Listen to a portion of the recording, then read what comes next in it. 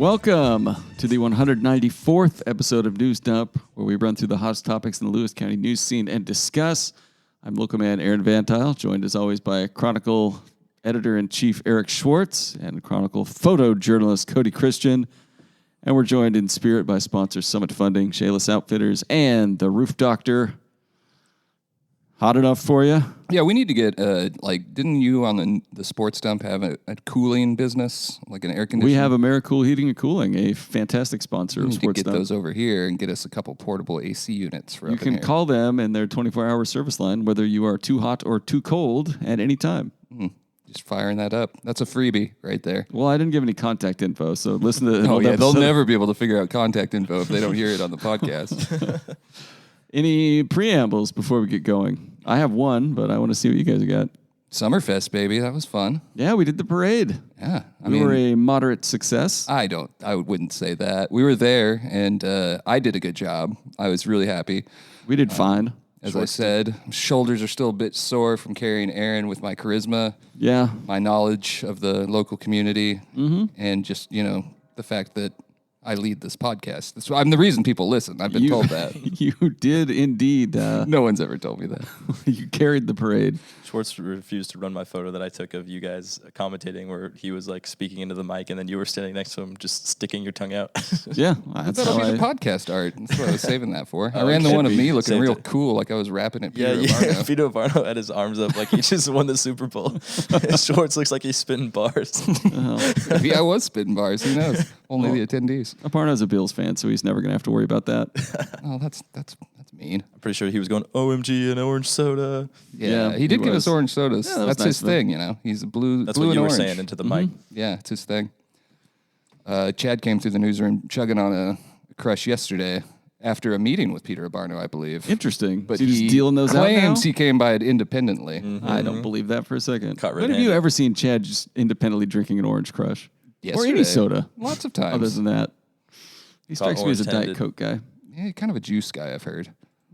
Good for him. Juice is good Juice, for you. as in fruit juice, not juice, the popular caffeinated alcoholic beverage, JOOSE juice. How You much remember funnier that? would it be if he was just constantly drinking juice? I'm pretty embarrassed that there was a phase of my life where juice was my go-to beverage if I was out celebrating or reveling.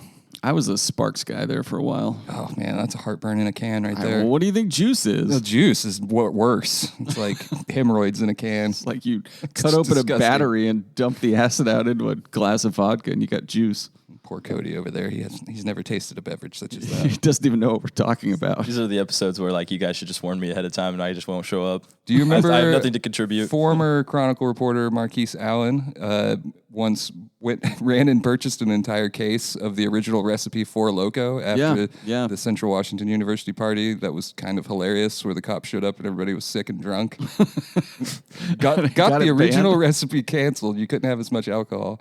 Yeah. He had a trunk full of those for a long time. I drank one of his last ones. This is like 10 years ago, and I was so sick the next day. They were disgusting. They were. They shouldn't have been on the shelves. I had Can a you still buy a watermelon. Four Loco? It's not the same though. No, I thought it's they like are outlawed. no, they lowered the alcohol. How much alcohol was in them? I don't know. Before it was like what 17% or something. It was a lot. It was something outrageous. And then like equal parts caffeine, and then There was caffeine in it and alcohol? That Yeah. was the appeal of Oh, the Four my Loco. God. That's what took it from a 2 Loco to a 4 Loco. Oh my God. Yeah, awful, just awful, awful poison. Yeah, it was terrible stuff. But it was pretty funny when the story came out that Central Washington ruined Four Loco. Yeah, just everybody just. It's not funny at all, but one guy got arrested for sexual assault because he was doing something with a sleeping woman, and then they released that and his name and everything. And then after the fact, they had to say, well, he was actually released because it was consensual and it was his girlfriend. But that combined with people vomiting all around, it just really, really on brand for Central, in my opinion. Speaking of Four Loco, our first news item starts with a quote, "I'm just happy to be done with it." Yardbird's property has been sold to an investor, the longtime owner says. Has there been an update on this since? Yeah, a small update. We still don't know what exactly is going to happen to the building, but at the point when you wrote these notes, we didn't know who bought it, for how much, and what they were going to do with it. So we've got 2 of the 3 questions answered. Okay. Kind of, because it's a recently a recently formed LLC called Piston LLC. It's owned by Douglas LeMay in partnership with the Seattle-based law firm Hillis, Clark, Martin, and Peterson. Owen, our reporter, reached out to them, and we haven't heard anything back yet. But the asking price was $2.8 million. What do you think it sold for? 1.5. $2.4 million. Really? Yeah, it's a $400,000 deal off of the original asking price. I'm surprised the building went for that much. It closed on July 5th, and yeah, we don't have any clue what they're doing with it. So I really hope hopefully they we can take it find down out. with a wrecking ball. It would be good photos, but Photos would be sad for great. everyone. True. Or if they just like implode it like Kingdom style. I don't think you'd have to with that thing. I think it's more like peeling an orange. I think if you just like let nature run its course, it's gotten maybe a year or two. Just, next big windstorm, it'll blow over. Yeah, I don't know. Pretty sturdy. A lot of good memories in that building. I wasn't there for the heyday, but Darrell Lund's Theater was still open there. When I moved to town, watched a lot of subpar movies there. I think I watched Tropic Thunder there. That was not a subpar movie. Classic. I saw a ton of movies there over the years too. Yeah, that was a good spot. There's some random show from time to time. I went to a wrestling show there one time, pro wrestling. It's pretty bad. Yeah. I shot a reptile show there one time, and the dude with the cobra thought it would be funny because I came up real close with my camera to just swing the snake in front of my face. Did it get you? Hated it. Don't like snakes. No, neither do I. We both do. Yeah.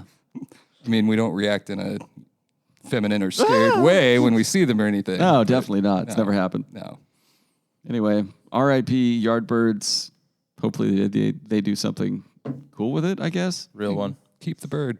Darius McDaniel is the owner we were talking about. He's owned it for 34 years. And given his other like deals and sales they've had at Shopping Cart and Fuller's over the years, do you think he just met with the prospective buyers and was like, I'll give you an offer right here without going inside. You can keep whatever's in there. And they're like, no, we're going to take a look. He's like, oh, God, fine. I saw the Lewis County Historical Museum gave a thank you to Darius for donating all of the remaining Yardbirds memorabilia that was inside. So you can go over to the Historical Museum if you're feeling nostalgic and want to remember the good old days of Yardbirds. Yeah. All right. Next item, the father of our fraternity. Centralia basketball players remember legendary coach Ron Brown. Ron passed away Friday, 90 years old. Zach wrote a really nice story on Coach Brown and talked to all of the people I would have recommended he talk to, were I sports editor. Talked to his son, Tim Brown, who he also coached against for a few years. Tim's been the head coach at North Thurston for quite a while now, 20 years or so. Mm-hmm. Talked to Lyle Overbay. Talked to Larry Mollerstoon, his longtime assistant coach. Talked to Tim Gilmore, another longtime assistant coach and Centralia staple. Talked to Chris Thomas, friend of the newsroom. Mm-hmm. And talked to Ben Danielson, another former player and assistant coach for a long time. But yeah, it was a good story. Ron was a great guy. Everybody had something nice to say about him, and I think that's the case with anybody that's ever met Ron. He was just a good dude, good coach, always very prepared and detailed, and above all else, just friendly. I mean, I don't think you have a better son of Centralia. He's not from Centralia. Forks graduate like myself. The Forks Flash I learned through all this. But so he started in 1959 teaching at Castle Rock, if I remember right from the story. And then 1961, he becomes the boys' head coach at Centralia and stays there until 2017. Yes. Wild. 56 years. That's just wild. And he coached, over that span, he coached future MLB players, Lyle Overbay, coached 4 future NBA players, Detlef Schrempf, future NFL players, Calvin Armstrong, I think, played in the NFL. And great record. Everybody loved him. He made Centralia a basketball town, and he'll be missed. Yeah. You were sports editor in a good chunk of the latter part of his career. Yeah. What was he like to interview? Was he pretty laid back, or? Yeah, he was very relaxed. He never got worked up. He was always just charming, just great to talk to. I'd call him after a game and win or lose. He was just even-tempered and polite. I'd go talk to him in the locker room afterwards, and he had all the stats ready. And just, you never left an interview with Ron Brown thinking that anything was wrong or with a bad attitude. You're always smiling just because he was so friendly. Just a polite dude. Never got a technical foul? I saw that in your write-up. Not in all his years did he get a technical foul. I think the story was he'd gotten pissed off in coaching think it was a JV game. Yeah, like a That JV article. game, and then he kind of reflected on it, was like, I can't do that again. It's a bad example. Looked back at the kids, and they were mimicking his frustration. Yeah. Or not mimicking, but reflecting it. I thought it was cool. And I spent a lot of time thinking about it, too, with the number of young men that you still recognize their names in the community because of their stature, the things they've accomplished.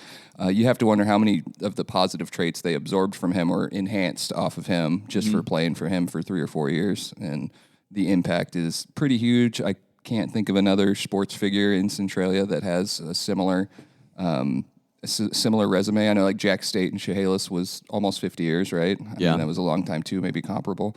But as far as like a big team sport like that goes, that's remarkable longevity that you just don't see anymore. I would wonder why he never moved out of that job. He must have just found a lot of fulfillment in it. Yeah, I think he was just happy here. He settled in, and, why would you want to go anywhere else? That's why I'm still here. Yeah.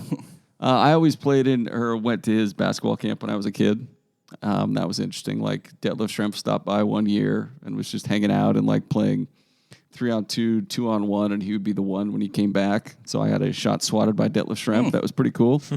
I saw he had a statement, too, on Instagram. It was nothing but positive things to say, of course. Yeah, of course. And we have Ron Brown Court. The court's named after him. And then in Googling around, I learned that the road over there in front of Centralia High School, on Google Maps at least, is Ron Brown Lane. As it should be. So it's going to be hard to have anyone else for Hero of the Week this week. I think that's a good call. Next item, sawdust flies during Swiss wrestling at 61st Schwingfest. Kody went. The pics are great. And my mother was there in the kitchen crew on Friday night, I think. But Kody, tell us about Schwingfest. I was only able to be there for a couple hours, but I caught the second half of the wrestling in the tournament, and it was a good. Schwingen? Yeah, the Schwingen. It was good this year. Lots of good competition. I think they had 13 wrestlers turn out, which is pretty average for recent years, and that's fine because everyone wrestles, I think, 5 matches, so that's a lot of wrestling that goes down. Were you watching the swing and thinking, like, what, I could get out there and do some damage? Every year since I stopped, I've been thinking that, yeah. But then, like, I went to a practice because I still want to start doing it again. I just haven't gone to enough practices because they're in Francis and they're on Sunday evenings. But I went to practice before the last Schwingfest, so it would have been like 2 years ago, and it just totally got my ass kicked because it was the first time I went since I was like 15, and I was like, Just tossed around like a rag doll. yeah. So I was like, I want to do it again, but I need more work for sure and more practice. But yeah, Kody got a picture of his grandfather too. It ran in the paper. I did, yeah. I didn't even notice it was his grandfather until after he noted it. I was like, oh, this old man sipping a beer is a little different than all of these men wrestling, so we need to get some variety in here. Well, he had the Swiss Club buttons on his hat, so it was with the theme. You remarked that it was somewhat difficult to shoot just because you knew half the people there and everyone wanted to everyone talk. had to stop and talk to me just because I do know a lot of people there. I mean, I've been a member of the Swiss Club since I was born. The Lewis Pacific Swiss Society. I bet you they're all quite proud of you. I think during the Summerfest parade, the biggest cheer we got was when you acknowledged Kody Christen. So Yeah. that was interesting. And then Kody flipped me off. I did. I know, like really Chronicle shirt on, just really ruining the brand. Just did the same thing to me at the Athletes of the Year Award when all I was doing was trying to do my job of live streaming. I waited until you moved the camera off of my face for like 5 seconds of the live stream. Everyone saw the bird, man. No one saw it. No one saw it at the Scandalized. parade. No one saw it at the parade either. Oh, that's fine. You did a good job, so we'll write it off. You also, I don't know if it's on the notes, but Fantasy Festival, you shot that this weekend too. Oh my God, I think, that's on the notes too. Yeah, how was Fantasy Festival? I think the dueling at the Fantasy Festival was more entertaining than the dueling at the Oh, Schwingfest. there's no doubt about it. You sure. took videos. You guys got to go next year, man.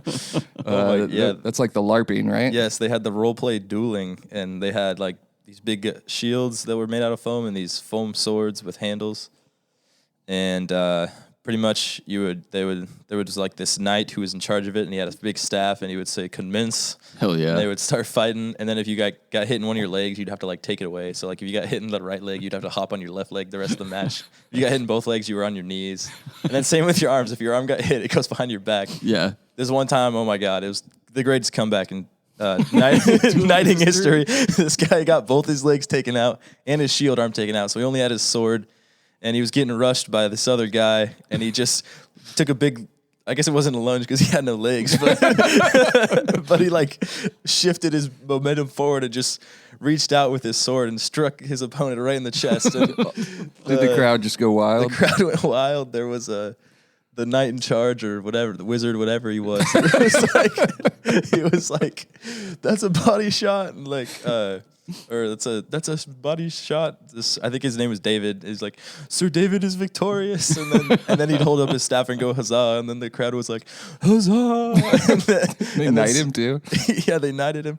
Sir David stood up and like put his arms out wide, like, and like motioned towards the crowd, like he just hit a buzzer beater 3-pointer, like Damian Lillard against OKC in Game 7. I told him after he sent the video and we shared it that if I can get my hands on a shield and one of the soft swords, the foam swords, that we need to give one set to Ridley and one set to Kody. And when there is a photo assignment like Windy Ridge or something cool that they want to go to, they have to duel in front of the newsroom. I said it wouldn't be fair. I have like a foot of wingspan on Ridley, so I don't think it'd be fair. I don't know. She's pretty quick, I bet, though. She's probably pretty quick. Yeah. She was probably in like fencing when she was a kid or something. Probably. It's probably a thing in Georgia. Mm-hmm. Yeah, Georgia fencing. That's what they're known for. Yeah. All right. The fantasy festival was pretty fun. It was interesting. What kind of did they serve food there? Like meat and I didn't honestly. They had like food. The only two foods I would. They had like regular old food trucks there, and then my dad's cousin Tony of Tony's Why Not Italian Ice was there. I said hi to him. No free ads. Yeah, Tony Christen, not a sponsor. Why Not Italian Ice? That's the same Tony Christen, I believe, that frequently writes about that Highway 6 bridge needing to be replaced. I believe that's him. Yeah. Also wants 3 lanes on I-5. Yeah, because my other relative named Tony Christen is like 24 and lives in Oregon. So yeah, he might be transportation conscious though. It's a family name though. It's pretty common. So yeah, who knows? All right, great work at the Fantasy Festival, Kody. Thanks. Great recap, by the way. Thanks. Next item. I think next year we need to have a reporter to go and duel so I can take photos of it. That would be fun. You should send no. What you got to do is you got to send Zach and he has to duel. Oh, that would be sick. Cover it for sports. Yeah, that would be sick. That's a good idea that we're gonna have to do next year. I hope so. We'll just send Zach and Dylan and let them fight. I feel like just having Zach at Fantasy Festival would be just entertainment. Who you got in a duel though? Zach or Dylan? Oh, Zach. Yeah, Zach. Zach's got to be a maniac in a bra. Guaranteed. Yeah. He's not going down. It's not a brawl. It's a duel. Zach it's is a gentleman's sport.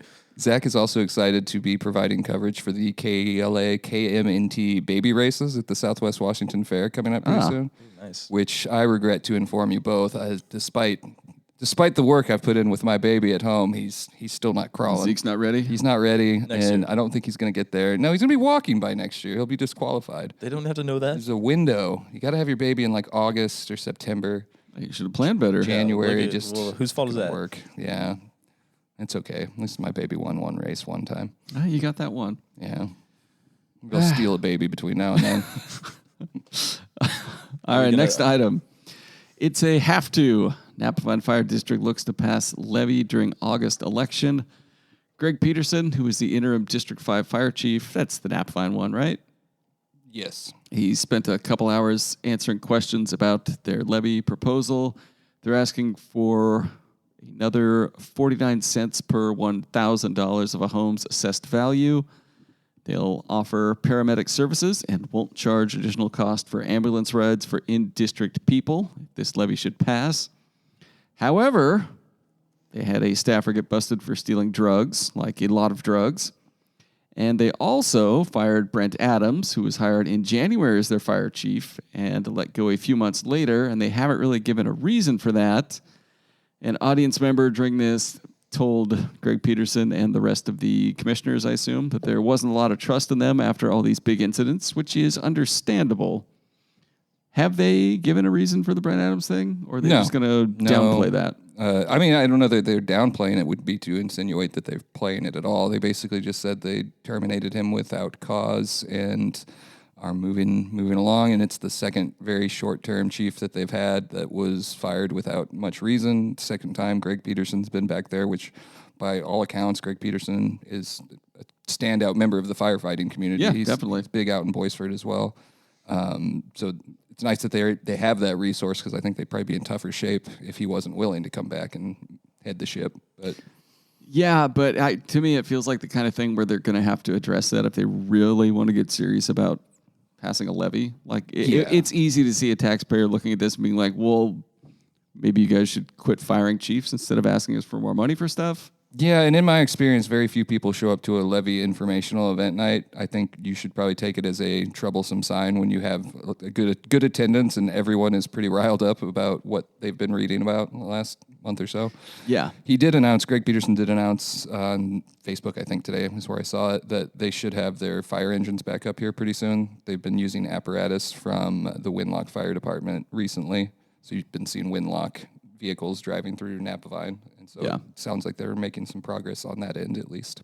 It'll be interesting to see how that one shakes out. When is the August election? I think it's August 6th. Yeah, it's the first Tuesday of the month. And actually, Mitchell, our reporter, and Ridley, photographer, are out with Fire District 5 this evening because they're having an open house. Oh, where was that? Somewhere over there. I don't know exactly where it was at. That isn't completely focused on the levy, but to answer some of additional questions regarding those other issues residents brought up. So we'll have another story probably for Saturday. All right. Next item, state suspends entries at Green Hill School. The move is wholly unacceptable, according to the Association of Police Chiefs.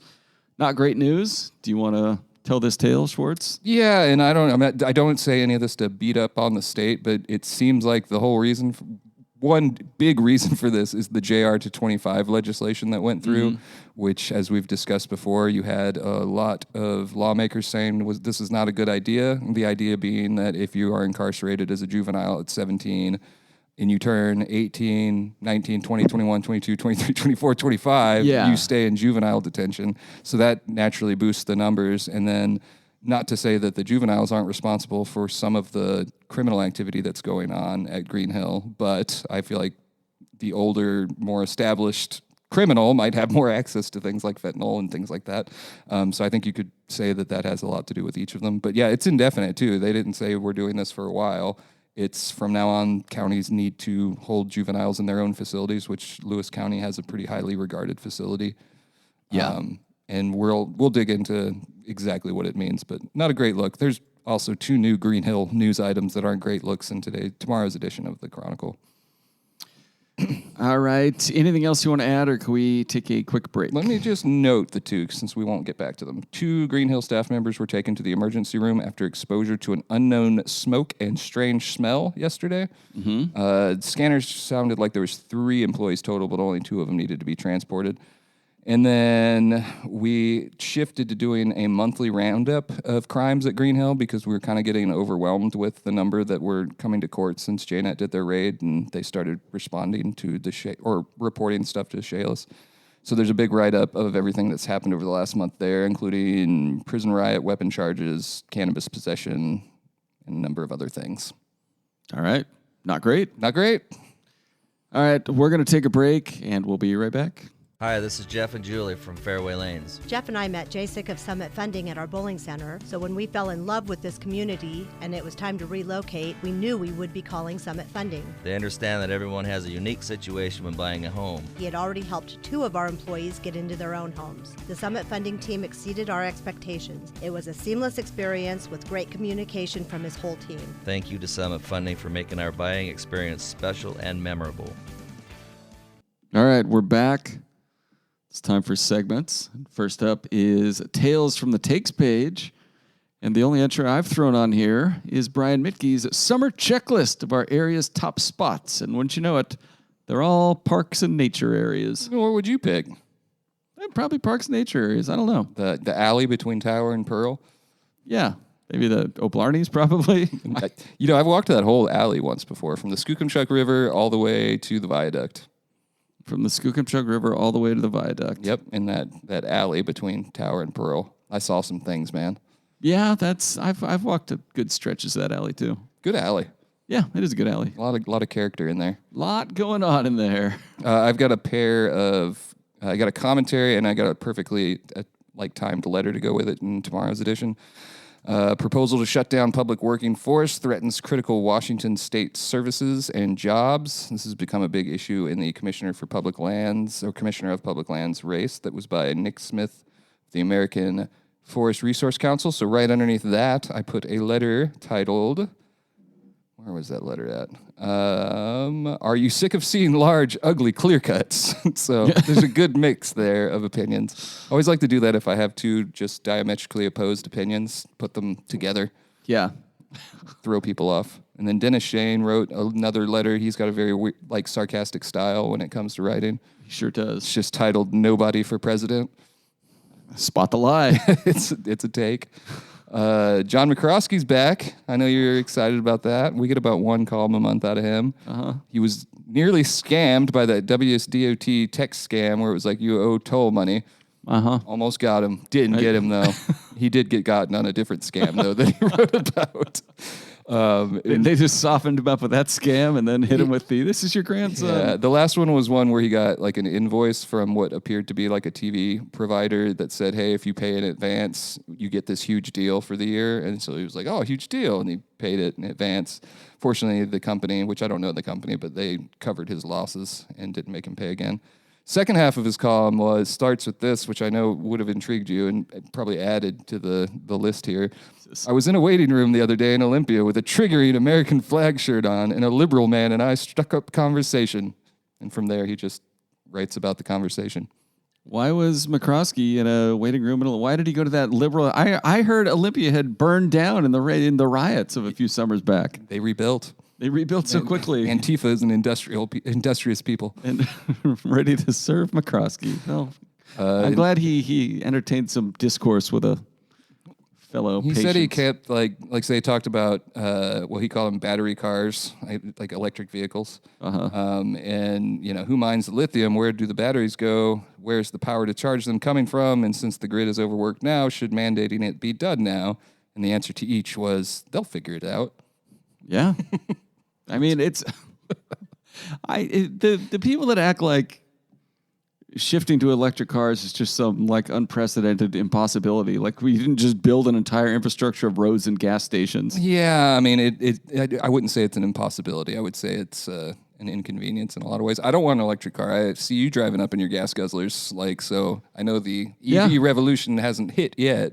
No, it hasn't. I'm not against getting an electric. I would probably get an like a Rivian. Those are sick. Yeah, no, I'm not saying the cars are cool. I've been in some Teslas. It's like, yeah, that would be really sick. I bet you have been. It would be sick to have that type of technology and all the features that it has. It's really cool. It just keeps for me, it goes back to if the power's out, I'd still like to have the ability to drive around. Yeah, especially with the coming brownouts. I thought there was a brownout yesterday morning, the hottest day of it woke me up when everything shut down, and I was like, the EVs, they've gotten us. And then I found out somebody just shorted a fuse somewhere in the neighborhood, and it was just us that didn't have power. Oh, well. Yeah, I mean, that's an argument, but also, I see you have your cell phone out, and it's not plugged into anything. Does it work when the power goes out? I can't hop on my cell phone and ride it around town if yet. I need to get groceries or something, Give Elon some time. I'm sure he'll come up with a solution. Gas just seems a bit more reliable. That's all. Yeah. All right. How did your house fare in that brownout? Did it instantly heat up, or do you have a roof that kept it cool? My house fared really well. We've got a good roof, good insulation, 3 or 4 air conditioning units in the house. So we kept it pretty cool. Well, if your house isn't cool and you think the roof is the culprit, visit our friends at The Roof Doctor, www.theroofdoctor.com. You give them a call at 360-736-0246. They're always asking if your roof is under the weather. They offer all the roofing services you might need. New roofing, re-roofing, roof repair, roof cleaning, emergency roofing. And they will always give you a free estimate. You just call them up and say, hey, can you come look at my roof? And you know what they're going to do? They're come look at your roof. Yeah, no problem. No questions asked. They're going to have some questions. They might have a question or two, yeah. Is this your house? And you'll be like, no. Okay, it's kind of weird. Anyway, The Roof Doctor. Happy to have him as a sponsor. People's Champion of the Week.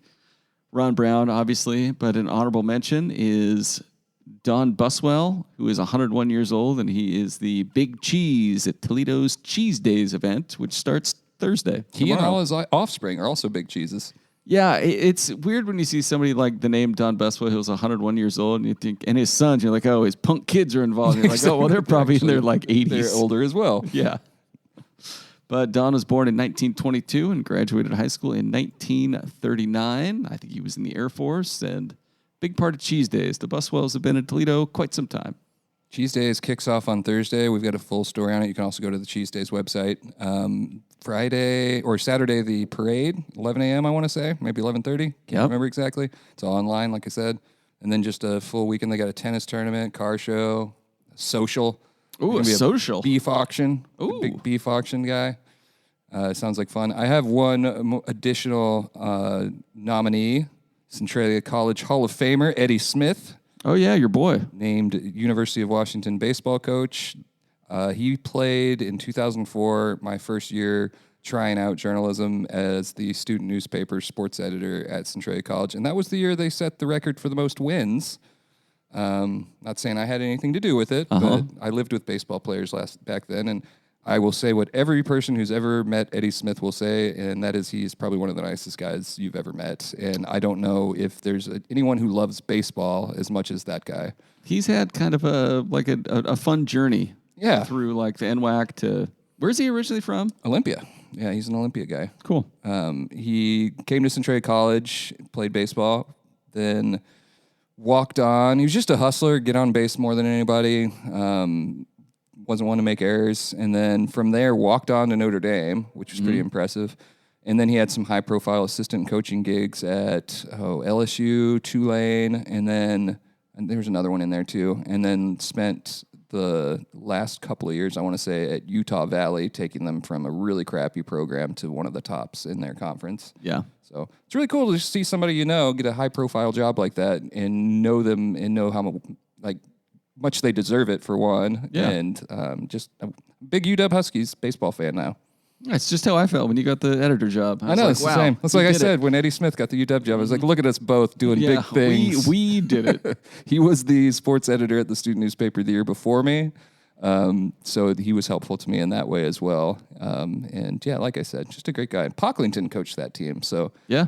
Dylan Wilhelm, our sports editor, is hoping to talk with Eddie this week. And I have a feeling he will grant that interview. I think he already has. I think he went through the sports information department, and I think they've already got it lined up. And he's going to call Pocklington, too, to talk about his days at Centralia. Cool. How many state championships does Pocklington have now? 3? 3 at least. Yeah. And Centralia College was really good when he was there, which doesn't happen too many years. I guess it happened last year, too, though. Yeah. All right. Do you want to do Siren's Banger of the Week, or do you want to do a Shayless Outfitters thing? I want to do Shayless Outfitters, but I didn't bring up, they've got 4 full pages of advertisements in the Thursday edition of the Chronicle. It comes out tomorrow. I did not look at it closely enough to tell you what their sales are. Well, is their 4th of July sale is still going on through today. Mm-hmm. And then there's a new sale that kicks off tomorrow. We should have just called Kelly, but we didn't. Shales Outfitters, though, great place to go. No matter the day or the time, there's something fun going on there. Mm-hmm. Can assure you of that.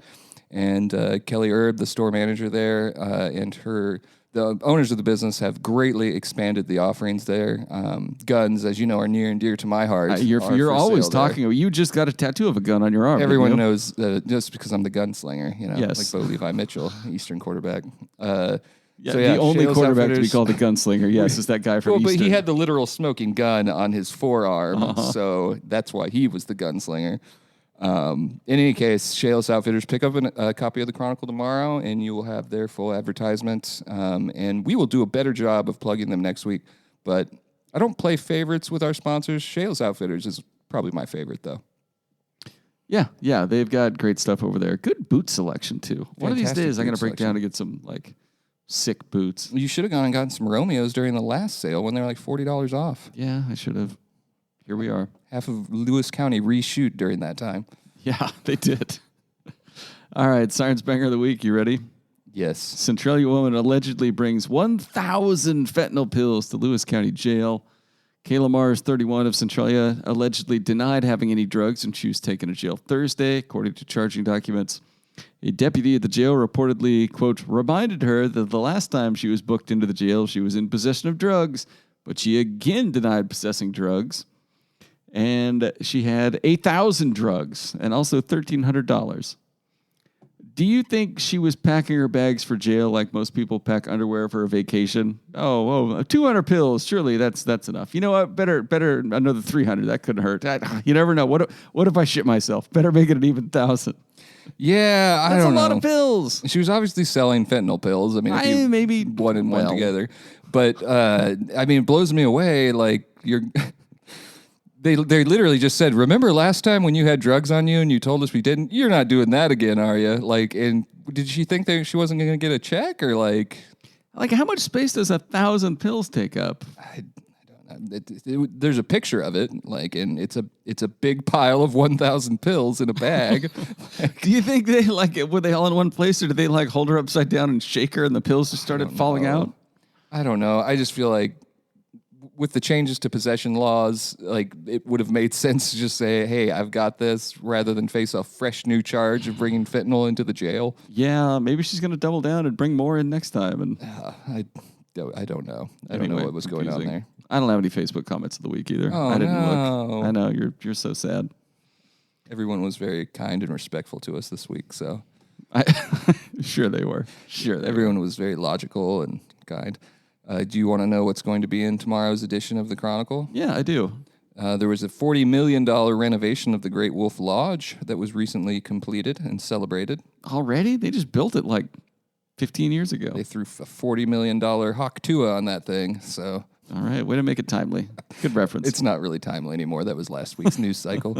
Lewis County Coffee Company is venturing into the ice cream world with the Creamery, located in the former location of Nia's Ice Cream, and before that, Baskin Robbins. Yeah. Keeping it coffee. You'll be able to get your coffee there, too, and any food items that they have. Nice. So we stopped by there and wrote up a story. That's actually the feature story on the front page. We went big business in the Thursday edition. It's that and Yardbirds out front. Nice. Already mentioned Eddie Smith. We got an update on the Chehalis Centralia Railroad since they started offering rides again. It's going to cost $1 million each of their steam for a ride for each steam locomotive to be restored. And I'm not going to put words into Mary Kay Nelson's mouth. She's the president of the Railroads Board, I believe. But the gist was, well, do we really need a steam engine? We can use diesel. Diesel's cool. People like diesel. It's a steam train. It's not anymore, but it just seemed to be acknowledging that's a lot of money to go ask the state legislature or anyone for, really. Yeah, I agree. STP ride back this weekend, baby. A real shame. I'll be out of town for it. Yeah, you're pretty lucky. Saturday, I'd say by Sunday, if you're in Centralia, north of Centralia College, you're kind of out of the woods. So it's more of a Saturday morning, afternoon problem. But they'll set off after that. We've got a write-up from Brenna Witchy, the reporting intern. Centralia College and the Chamber, as always, are contributing. I didn't know until her reporting that you could pay money and reserve space in classrooms and stuff to sleep in. They do it in the gyms, but they also open up different areas where you can be inside and air-conditioned and nice and comfy there. And Sounds then cool. Chamber is at Recreation Park. Your favorite Lewis County commissioners send 911 center tax to November ballot. Uh-huh. You gonna vote for that? I don't believe I will, no. No, because you hate cops and you don't want them showing up when you're getting murdered. No, it's because the people asking for the money have proved themselves to be very bad at handling money. Oh, allegedly. The Chehalis City Council has authorized, the application for a $350,000 grant. I have to admit, I didn't know about, do you know where Millet Field or Malay Field is? I think it's Millet, actually. Millett. Is that the one down by Thorbeck's? I don't think so. It's really just an undeveloped park that was donated in the late 1800s, and it's just a big concrete slab. We've got pictures of it. Yeah, that's down by Thorbeck's. Okay. Well, they're looking to spruce that bad boy up. Right now, it is, like I just said, a big concrete slab, and We there's got I played basketball there years and years ago. not much else to it. I was confused because the photo here she took from above, they installed the basketball hoops the short way rather than the long way, like most basketball hoops. Yeah, it's Just interesting. seemed like a bit of a mistake there. What else do we have? What are they trying to do with it? They want to basically just make it to where it's not just a concrete slab. I imagine redo it with some asphalt. Well, there's other basketball hoops on the other ends. they were going to do other courts and things like that. I don't know exactly. Lewis County Commissioners also, your favorite topic, approved contracts for bathrooms and kitchen at the new night-by-night shelter, which they are moving forward on despite the Grants Pass U.S. Supreme Court ruling. Oh, are they? Yeah, I think they're putting a lot of money behind it, so I would assume they are. Also, there's a burn ban, so no fires, Aaron. All right. I'll try not to light anything on fire. And, other than that, Northwest Salmon Smokehouse, which I tried out a couple weeks ago. Yeah, you said that was good, didn't you? Oh, it was really good. You should go there if you haven't already. Downtown Chehalis. They're going to be celebrating their 6 months of business, first 6 months of business. So Nice. Half anniversary with a ribbon cutting event. Like some other stuff, too. There's a 100th birthday celebration planned in Morton for Ellen Forrest. It was quite popular online. Everybody liked Ellen. And, we'll have a bunch of other stuff, too. Toledo fired their police chief. We're going to put that up on Chronicle here this afternoon. But he was so good on Facebook. Yeah, he was pretty active on Facebook. And we don't really have a whole lot of reason yet, but we did finally get a statement.